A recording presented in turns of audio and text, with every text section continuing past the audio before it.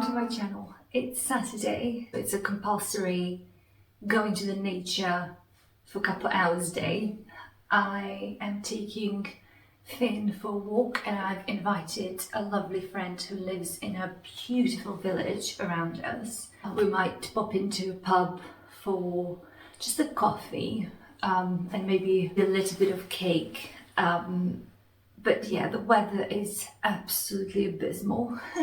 So my motivation started somewhere here in the morning, and with every hour of rain, it's just slowly going away.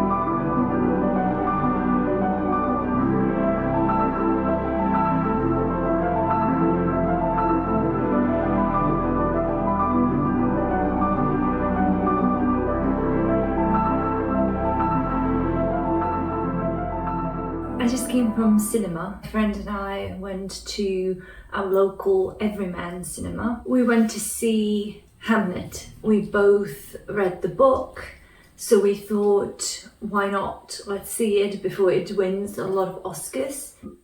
My friend and I both thought that the book is I feel like it's getting a lot of amazing reviews, but we were not really impressed by it. It was very magical realism based. It was very witchy, very revolving around the main character Agnes, Shakespeare's wife, and it just felt like it was trying to do a lot. So we thought, let's see the film and hope for the best. In most cases, books are always better, but I must say I've enjoyed the film more because it put all of the puzzle pieces from the book together, and it made it quite real, quite set in reality, less so magical, more so realistic. However, I still felt like I came out of the cinema feeling a little bit disappointed. Whenever I feel a little bit, I have a lot of thoughts and a lot of feelings about a piece of art, the best way for me is to just step back, give it a moment, and then all of those thoughts come together in a more coherent way. So I went to see the film early afternoon, and now it's 6 o'clock, so I had time to process it. Excuse me, I will be on my phone because I wrote a few notes. The cinematography was absolutely breathtaking and beautiful. It depicted the nature and the old Stratford beautifully. It was absolutely my favourite part of the film, cinematography. The performances were obviously great. We've heard from news, from a lot of media, that Jessie Buckley will probably win an Oscar.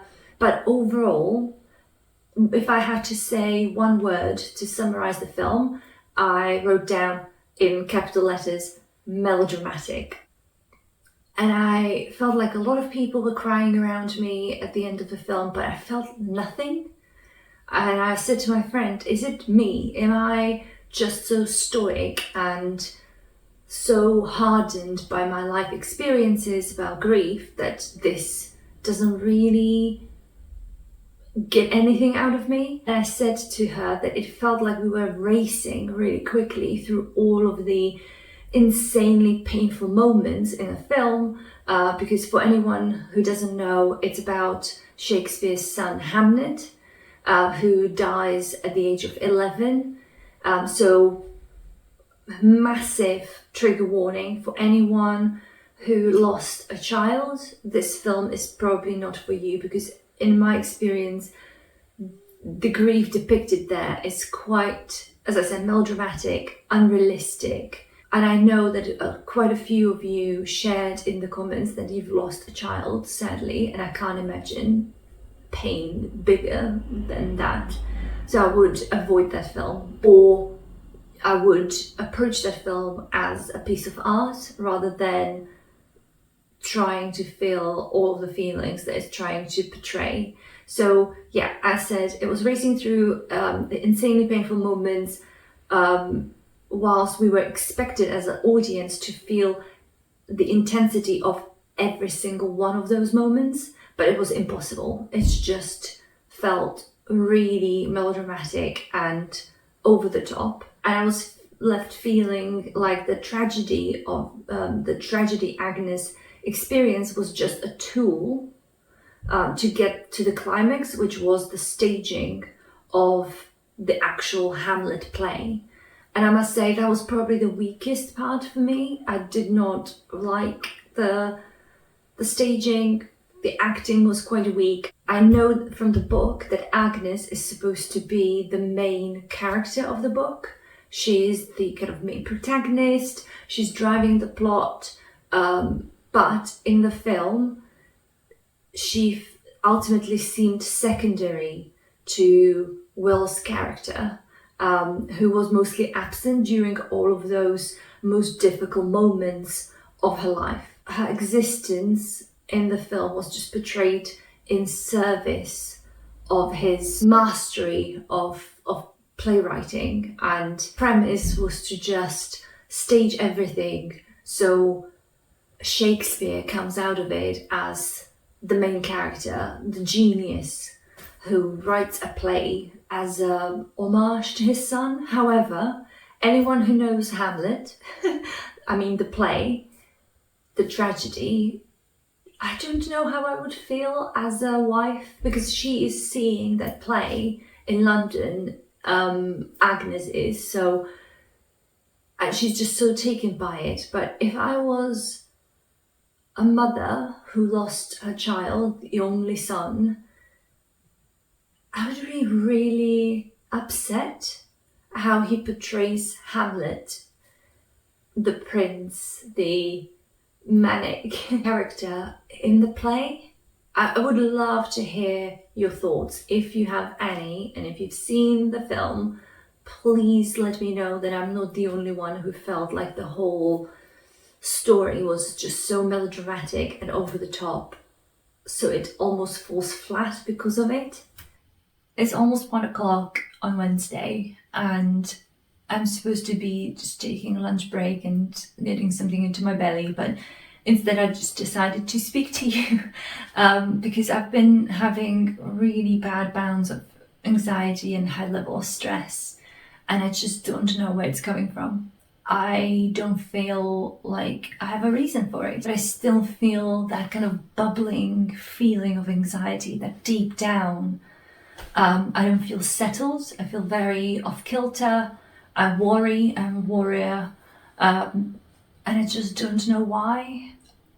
And obviously the state of the world is also not helping. Currently I'm trying to not read the news because the geopolitical instability right now is just getting to me. If I do carry on getting involved in reading it, consuming it, it will just shoot my anxiety off the roof, because then I'm very much of an overthinker. So if I let it get to me, I will end up just thinking, what's the point in trying, in doing anything, because we might just be blown up by a nuke.